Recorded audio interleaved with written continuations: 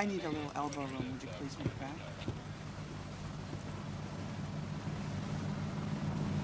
So you tell me why he set her adrift. That's a departure from his previous MO. Christine Flood, 20, junior at Reddick University. Well, at least we have a name for this one. The other two are Jane Does. I thought John was going to meet us here. He's wrapping up the Harding case. He'll be here tonight and first thing tomorrow. I'm really fascinated by the science. What made you go into forensics? I like working with people. How's your brother? He's in rehab for the next 60 days. No friends, no family, no visitors. I'm going to go visit his counselor in a couple weeks. I'll be back. I'll be here.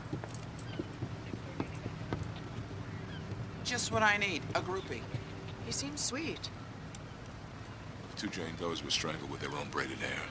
I'll run a DNA analysis to see if the strands of hair we found around her neck are hers. We're looking for a killer who probably has at least 3 braids in his trophy case.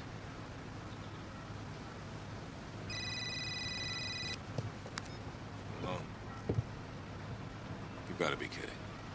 Thanks, George. Christine Flood is the name she went by at college. Her real name's Perrone. Christina Perrone. As in James Perrone, the crime boss? Most powerful crime boss in the Northeast. She's his only daughter.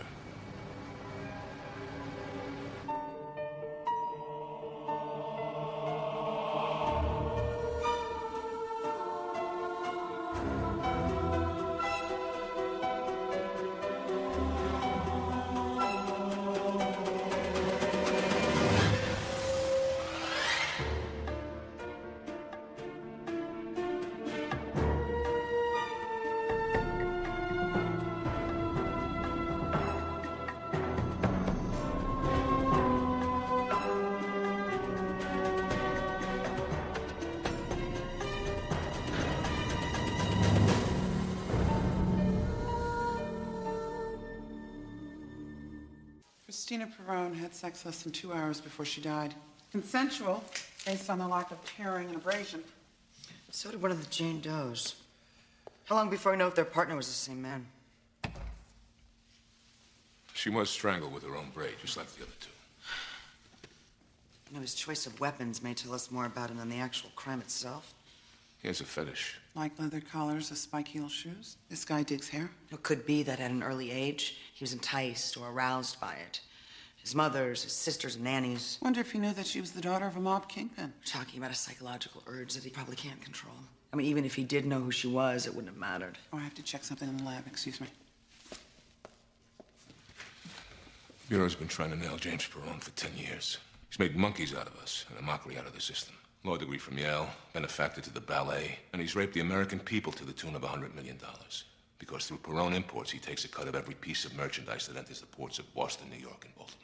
So why haven't we been able to build a case? That $100 million buys a lot of legal juice. He's got a web of dummy corporations, and if all that fails, witnesses against him have that annoying tendency to disappear. Rapid onset cholesterol, that kind of thing. We have nothing to say at this time. The Perrone family is in mourning. Can't you people respect that?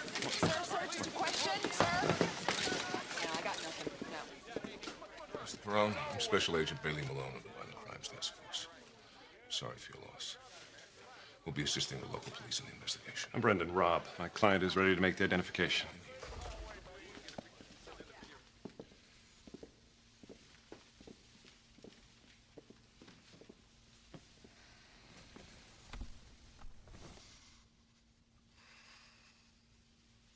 She was registered at college as Christine Flood. Well, the security concerns of prominent people should be obvious, even to a bureaucrat. Mr. Perrone, do you know the man with whom Christina had a relationship?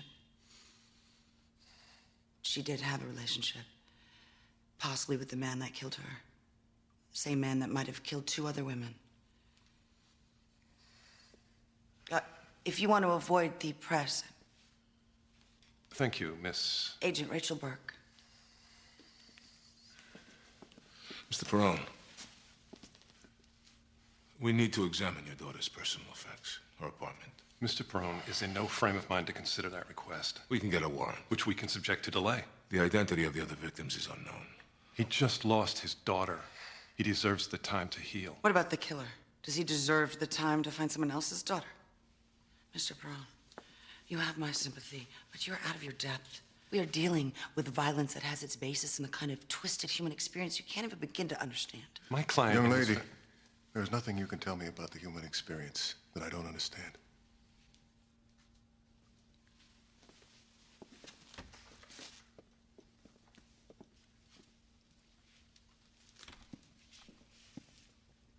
It's not our job to provide him with sanctuary from the wolf pack. It's to find out who killed her and the others. Thanks for the tip. Here's another one. Perrone wears his grief just like his pinstripe suit. They're accessories. Don't be blinded by them. I see him for exactly what he is. And what he is a man whose empire, both criminal and legitimate, is under serious threat, according to the Organized Crime Division. And now he could be more vulnerable than ever. See, what OCD is thinking is that the girl's death might have been made to look like it was part of the serial, but its real purpose was, in fact, business. So they're saying that she was killed by one of Perrone's rivals? Francis Conway is the guy they're thinking. Did you download that photo I sent you? He and Perrone are the major waterfront powers on the East Coast. Conway doesn't like coming in second. And the first two murders got a lot of press, so copying them would not be too tough. What OCD thinks is that Conway's just been buying time, waiting to make an all-out move, and that the girl's death would cloud Perrone's thinking. What do we know about Conway? He's vicious and shrewd.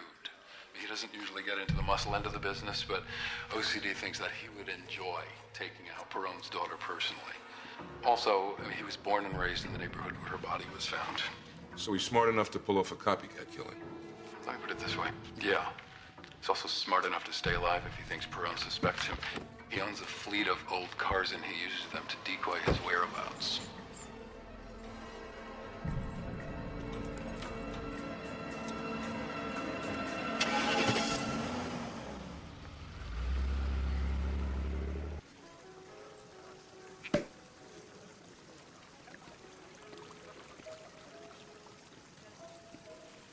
To what do I owe this unexpected pleasure?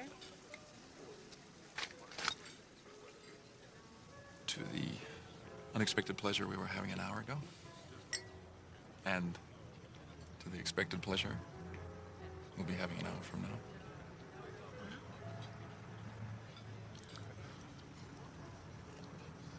You know, if you play your cards right, that could be hard to get rid of. In my line of work,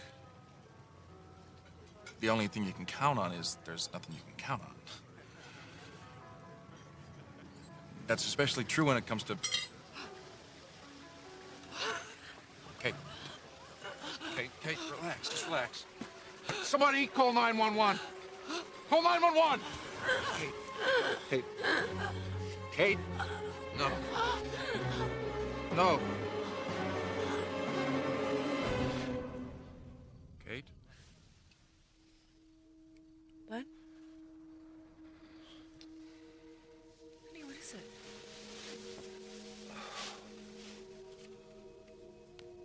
God, I thought...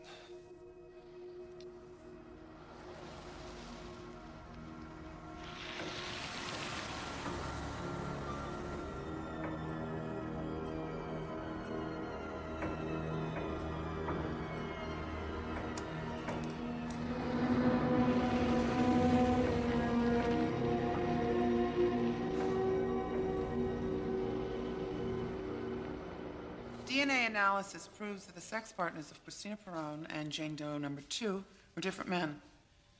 And neither one's listed in the VCTF database. Is that rhetorical, or do you want me to answer? I had them fax over a copy of Christina's college records. If her father won't cooperate, we have to start somewhere.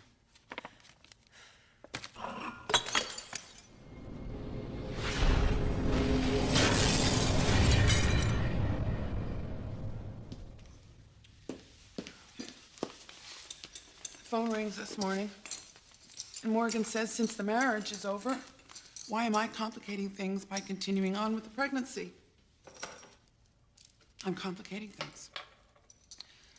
Of course, not having this baby would make things easier for him, and it would make things easier for me. You said you thought about it. I've thought about it a lot, but it's not a complication. It's a baby. It's my baby, and I'm gonna keep it. Let's for the moment assume OCD doesn't know what the hell it's talking about. Let's. We've got 3 murder sites, George. Connect the dots. They form a grid roughly along Somerville on the west, Frank on the south, and Evans on the north.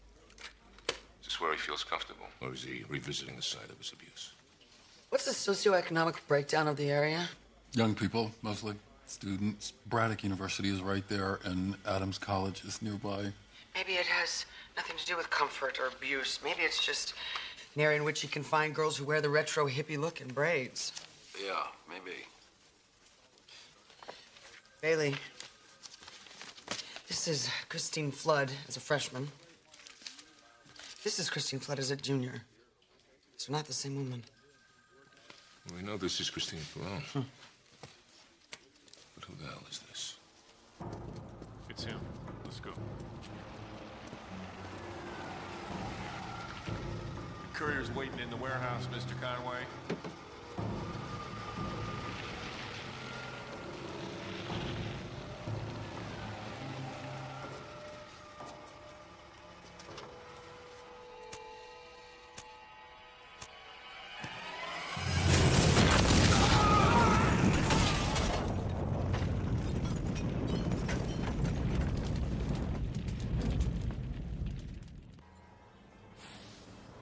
Second quarter earnings went to sleep as a result of our movement into textiles, and no one counted on the strength of the euro. What I'm saying is, Trevor, as our London affiliate, I expect a better return on... You can't come in here, miss. What's going on here, Bobby? You'll have to leave. I'm sorry, Mr. Perrone. Should I call security? That won't be necessary, will it, Agent Burke? Not at all. It's all right, Bobby. Really sorry, sir. It's all right, thank you. You made a serious mistake. Conway had nothing to do with Tina's death. I never said he did.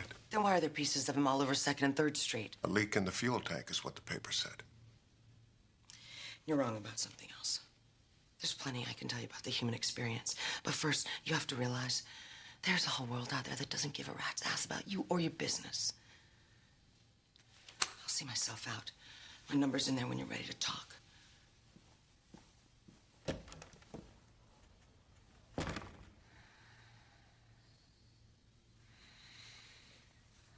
Perrone was at his daughter's wake when Conway's car blew up. Awake. Surrounded by people. Of course, Perrone had reason enough to move on Conway even before this thing with his daughter. We don't see a connection. Perrone did. Unless killing his #1 rival is just his way of grieving the death of his child. Perrone's business has no bearing on the facts of this murder investigation. Facts that dispute a possible link. Well, facts like what? All the victims wore braids? You're talking about a victimology that has been in the papers for months. Tina wore braids. Taking her out like this shakes Perrone without starting a war. Perrone's behind that car bombing. We both know that. We can work that together. I don't need you for that. But you're talking about manufacturing a scenario. Throwing too much light on the only victim we've been able to identify. So you can jumpstart 10 years of dead ends sewing up the Perrone family. Talking about making a dent in $1 billion a year shakedown operation any way we can. Look, I'm not a big fan of multi-agency interfacing either, Malone. But it seems to me we got a golden opportunity here. Whether Conway killed Perrone's daughter or not. We get him any way we can, baby. We operate under a different mandate. Oh, really? Your profiler made an early morning visit to Perrone's place of business about 6:30 this a.m.? Why her and not you? She was following up on victimology. I thought he shut that door. She's trying to open it. Anyone on the suspect list? I've only been able to place one suspect released within the grid. It's a guy named David Glass, arrested and did time for loitering outside a public school. He was paying girls $20 for a snip of their hair. What age? Elementary school. No, too young. Where is he? Well, he's a registered sex offender on a very short leash who checks in regularly with his parole officer. No, the age of the victims is too specific. You know, you sound much better. Should I be worried? No, not at all. I'm sleeping again. Without help? Yes, without help. It's, you know, it's not what you call easy. I'm hanging in there, Rachel. Keep searching. You went to Perrone. Because I wanted to show him this. You don't go anywhere that I don't know about. Perrone is not the kind of man who would hesitate to remove anyone he felt was a threat. I'm not a threat. You're a federal agent asking questions. About his daughter. When he finds out that she paid someone to go to school for her, he's gonna be the one asking questions. And the most important one, who's the person who pretended to be his daughter? I found our pretender. Linda Draper. 26 years old, mother of a little boy. Linda only met Tina Perrone once, enough to cinch a deal. She had no contact with Tina outside the arrangement? Didn't need to. Every week a check was deposited into Linda's account. From Christina through a money market account at Sanwa Bank, who's not talking to me without a warrant. Get one. Tina paid all her expenses, plus $1,000 a week. News of this might bring Perrone around. That's what I'm hoping. There's usually a major guilt factor associated with fetishes. It's likely that our killer has a wife, a kid, be living the ideal family life just to right the urges brought on by his fetish. The battle he's obviously lost. Well, maybe his family scenario is he's not coming together, it's falling apart. Trigger being? A shattering experience. Maybe the death of the person who's at the root of his fetish. Attacks have occurred both days and nights, weekends and weekdays, suggesting spotty employment at best. And his victims, young women, collegiate, athletic, with a retro or pseudo-hippie look to go along with their braids. He sees potential victims, probably tracks them, but they don't see him. He's able to follow them freely. White male, mid to late 30s, stressor related to family. Stress he tries to soothe over by the use of the hair. Touching it, brushing it against his face, because its touch had the desired effect years ago.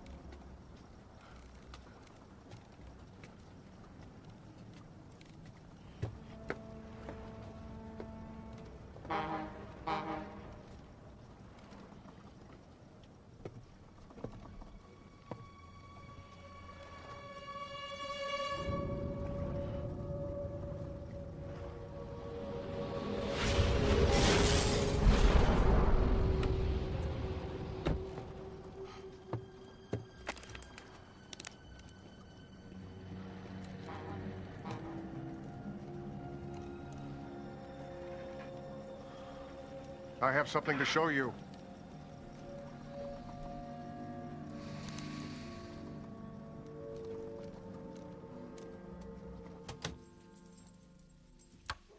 I wanted you to see my daughter's things. I wanted you to see the kind of girl she really... The clothes she was found in, that braid. She wasn't a peasant like those other girls. You know, there are people who want to destroy me, destroy everything that I've built, and they won't stop until they do it. They're the ones behind all this. Tina used to come home 3 weekends a month like clockwork. Loved her mother's cooking. Last time I was here was for dinner a year ago. I know habits can be traced. Wouldn't be difficult for someone to learn who she was and where she lived.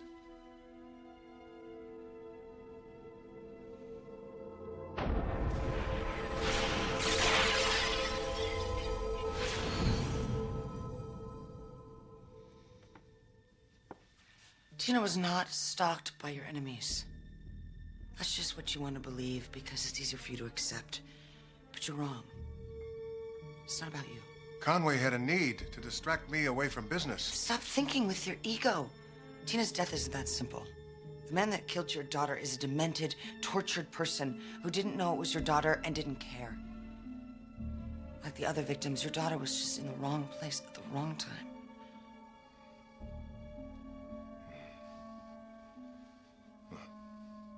You wanted to see how she lived. Tina didn't live here. I've been here. Last Thanksgiving, Tina made a dinner for her mother and me. Tina's name is on the lease. But there's nothing perishable in the refrigerator, and the garbage disposal hasn't been used in months. The style of the decor, the clinical way that it's been arranged, nothing about this place fits with the picture of the woman to whom the killer would have been attracted. Your daughter wasn't who you think she was. I'm sorry.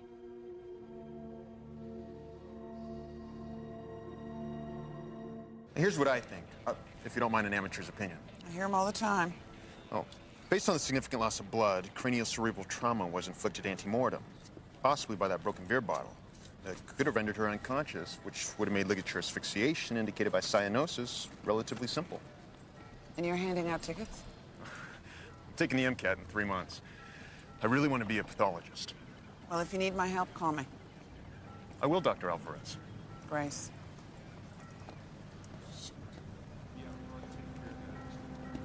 4 murders, and he's left the bodies in 4 different places. Well, we can't track the drop sightings because he can't. He's not planning anything. The shattering of his core relationship and maybe his role in it has him acting on pure emotions. Which rules out Conway. As if he was ever ruled in. He was by OCD. I rest my case. Come. Let's bag this bottle. Chances are slim we'll find a print, but you never know. I'll be there at 9:30.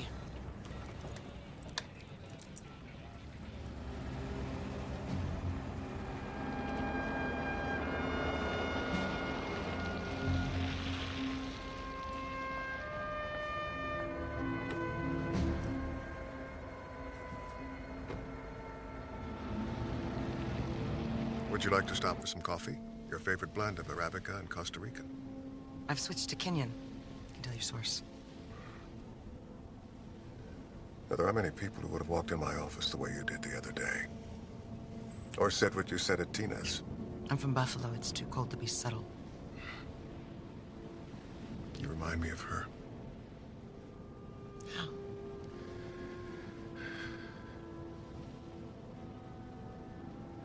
I was raised in a world where bloodshed was so pervasive. It became unremarkable. In my father's day, it was an effective method of settling disputes, instilling discipline, protecting families. Those days are over. But even in those days, it was a last resort. The means to an end, not the end in itself. That's why this, whatever happened to Tina and the others, and one more girl today whose identity is unknown and therefore had nothing to do with me. You're right, Agent Burke. I don't understand sickness like that. Why am I here? I need to know what only you can find out. Who killed them? And something more basic. I need you to tell me who my daughter was. You'll have to help me with that. Anything in my power. Of course, it's no secret that I've been the victim of an FBI vendetta. I'm trying to catch a serial killer. That's all I'm trying to do. And there's something that makes me feel I can trust you. So, we can consider ourselves partners. No. We want the same thing. To see who's ever responsible brought to justice. Justice as defined by the law. You have my word. As a father.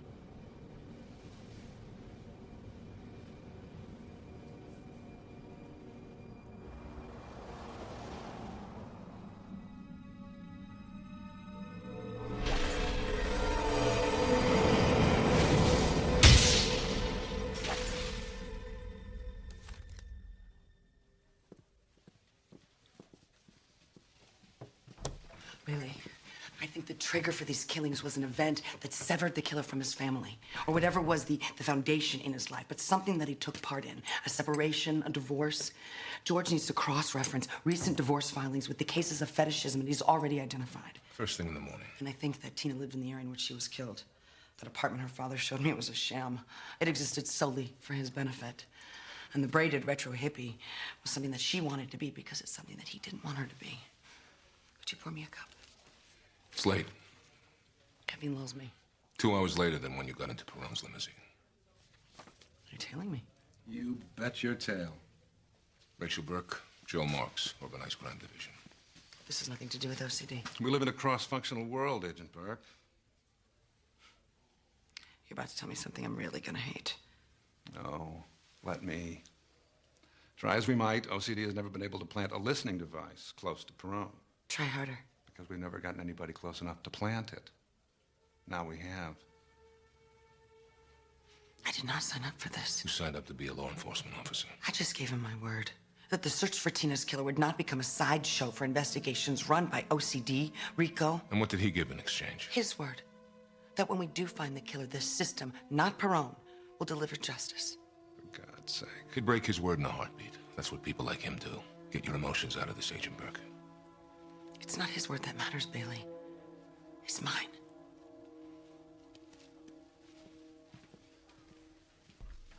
Here's a concept. You could order her to plant the bug. I'll run my department my way. 2 agents have died trying to make this case. And every day Perrone pisses on their memory. But you run your department your way.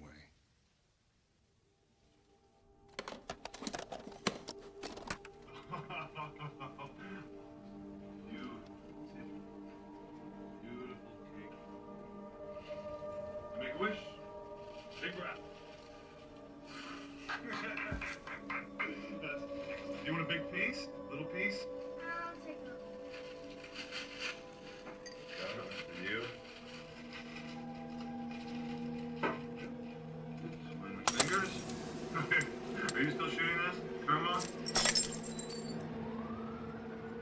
Tina Perrone moved here 18 months ago, apparently believing in the proposition that all men are created equal, at least in the dark. The repudiation of a life her father wanted her to live.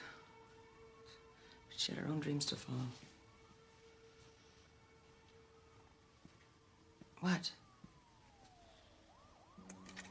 You ever have dreams that made you wish you couldn't fall asleep? I keep having this dream. There's these people. They're dying right in my arms. And there's nothing I can do about it. By people, you mean Kate? How does it end? I don't know how it ends. I always wake up. Have you told her about it? Haven't told anyone. Well, if I were taking a quiz in Cosmo, I'd say it's an anxiety dream about loss. You're afraid of losing her. Because you've got feelings for her you don't want to admit. Glad I don't read Cosmo, because that's a crock. 3 acknowledgments of donations to charities for the homeless. And Tina's on unemployment. Perrone wants to know who his daughter was. I had to tell him. Why? Because I said I would. Oh, right. Your word is your bond. Why don't you go perform an unnatural act? They don't pay me enough. We've stepped up uniform presence in the neighborhood with particular attention to the college campuses. What about the divorce filings? George is wading through them. Be sure you give him my love. They don't pay me enough. And after the timeout, Eastside's coming out in an all-court press.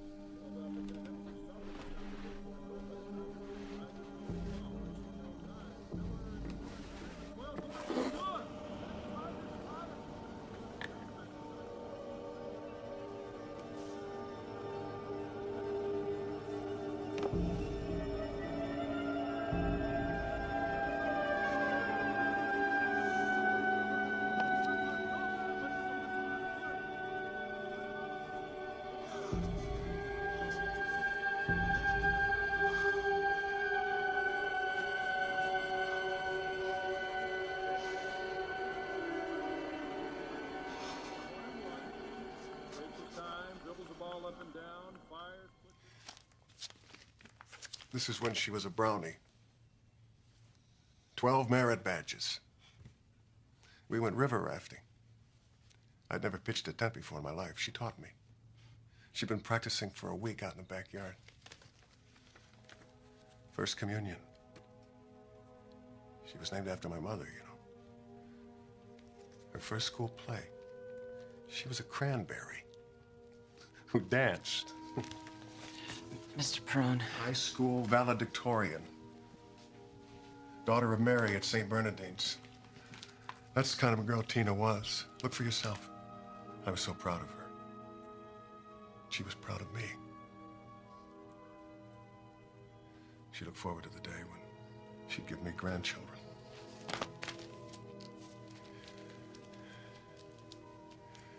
How did you learn what she'd been doing?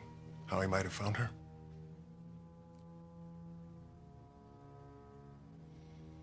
No, not yet. But you did file for unemployment. She had an allowance of $5,000 a month. All the checks were cashed. We're doing everything we can. You know, they had a memorial service at Tina's high school, St. Bernardine's. On my way in, it was pandemonium with the press. All of her friends wanted to grieve for her, but all they could hear were those animals shouting about me and Frankie Conway. Let me tell you something about Frankie Conway. He was a savage. There's nothing about that man that was civilized.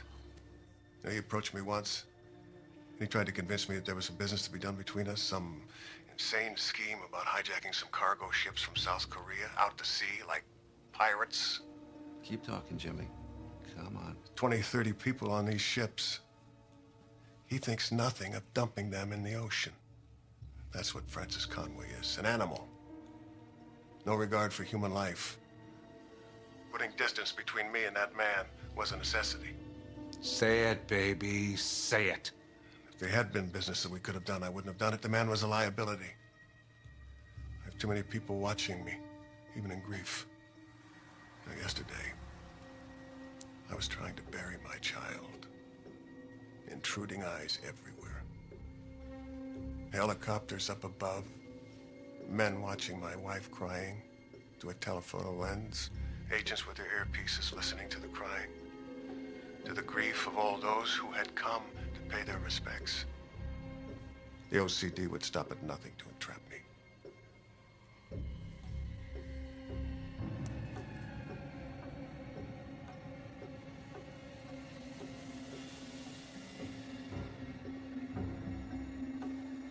What the hell's happening?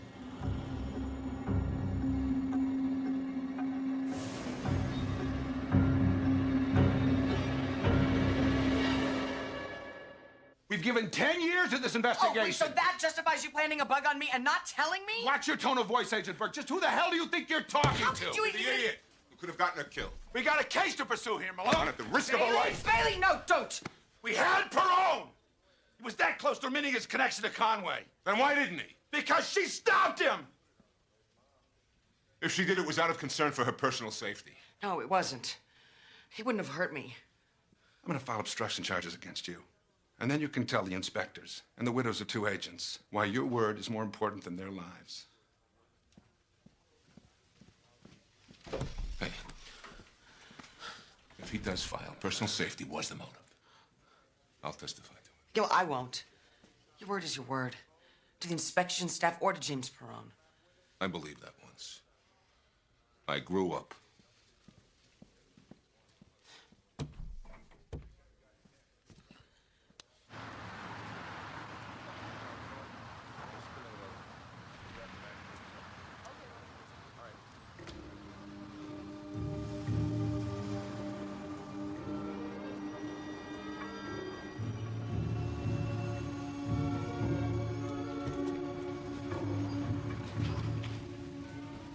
Hey, you played Nina, didn't you? Right about a month ago at the Colony Theater, you played Nina? Yes, I You did. were great.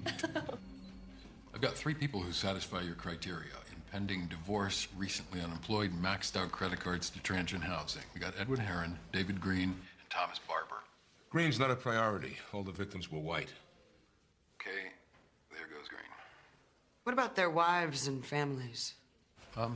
Nothing on the families, but I can pull up DMV photos on the wives. What's that going to tell you? We'll know when we see them.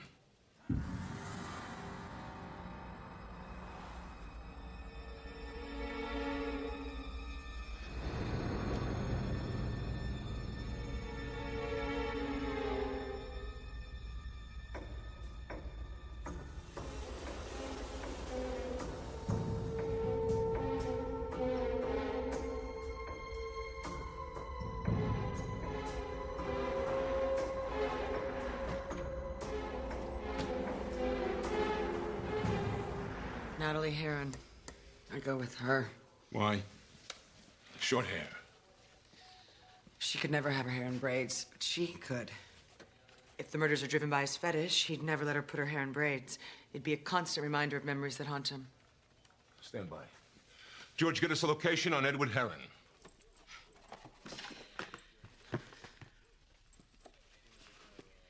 There are his trophies. Steak dinner says they match his victims. When are you gonna bet on something that's not a sure thing? When I can afford to. Bag these, get them to the lab.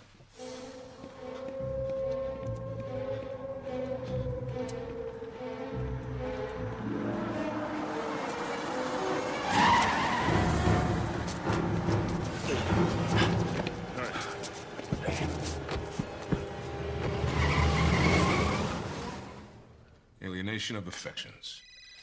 She wants the kid, the house, the usual. Hello? Set up a perimeter and make sure all personnel have a photograph of the suspect. We'll wait for him and make the grab when he comes back. He's not coming back. What do you mean? Perrone got to him. Hey! I want to make a statement about the killing of those girls. I did it. I did it! I want to make a full confession. $10 million. That's what it'll cost the taxpayers to keep this little turd incarcerated for the rest of his natural life. It's a problem with this damn state. No death penalty. They're holding him at Men's Central. He'll be arraigned in the morning. You ever see a multiple killer so eager to confess? He seemed to be more afraid of something on the outside than he was in going to jail. What inspires fear like that? And who delivered him right into our hands? You leaked the information about Eddie to Perrone. You figured if Perrone took him out, you could make a murder charge stick. The retribution of a grief-stricken father. Perrone lived up to his promise. His word meant something to him. A man of honor.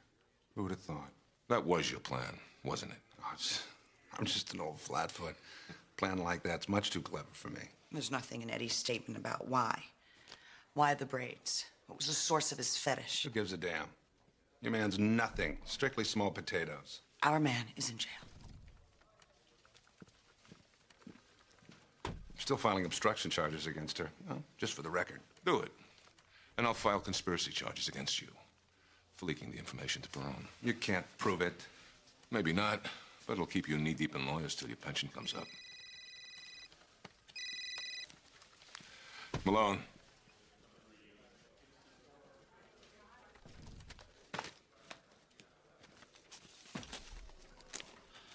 Hey, you know, the more I think about it, the more I have to believe that the source of Eddie's fetish had to be a nanny or a housekeeper, not someone from the immediate family. I'm gonna go on over to the jail, see if he'll... He's dead, Rachel. Internal bleeding. Managed to get a light bulb out of the ceiling. Swallowed the crushed glass.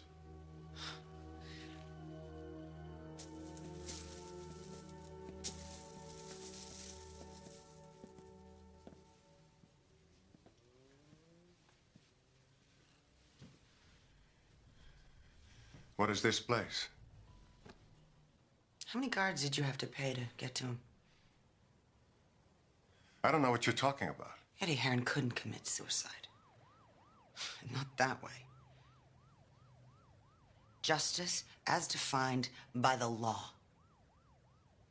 Give me your word. The man was obviously a coward who decided to cheat justice as defined by the law. Now, what the hell is this place? This is where your daughter lived. For a year and a half. That's not possible. Your daughter had to be perfect.